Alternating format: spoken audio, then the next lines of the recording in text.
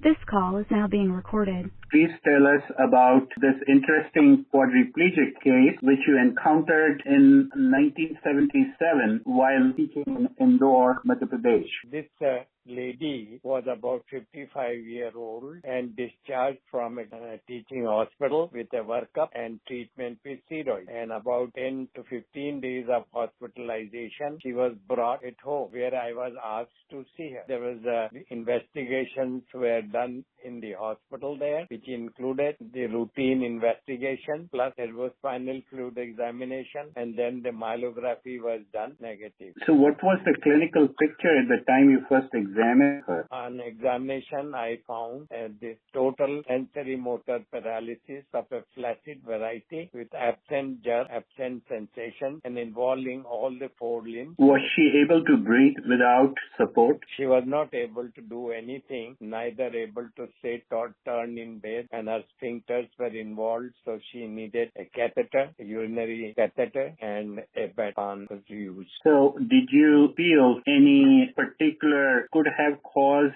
resulted in the paralysis?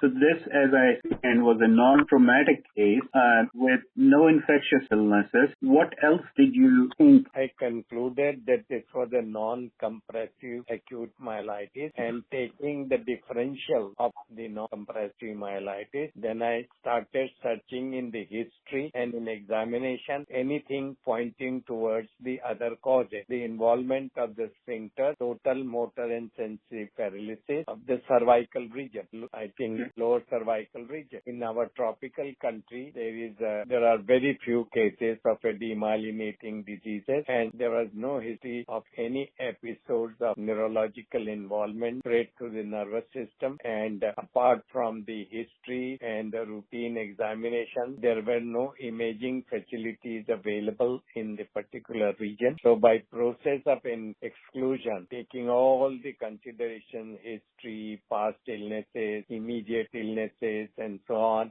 I came to a conclusion that this is primarily a autoimmune acute myelitis. So tell us what happened thereafter. Well, because they were persisting to give some treatment apart from the instructions given in the hospital. So as a immunosuppressive agent, only cyclophosphamide was available. So I gave an oral course of the same and asked them to repeat depending upon her response. I see. So you started cyclophosphamide approximately week number 2 or 3 of the paralysis? Because 2 weeks she was already in the hospital and got those starting dose of steroids, as we give in any other condition where steroids are indicated. And then after a week or so, she was discharged from the hospital. So cyclophosphamide was started week 3, and then they was orally. And then they were, before a week later, you got a call from someone? Yeah, from the relation that they had not gone to their native town and they would like me to see again because they saw some recovery. So there were movement of the limbs, yes. You think?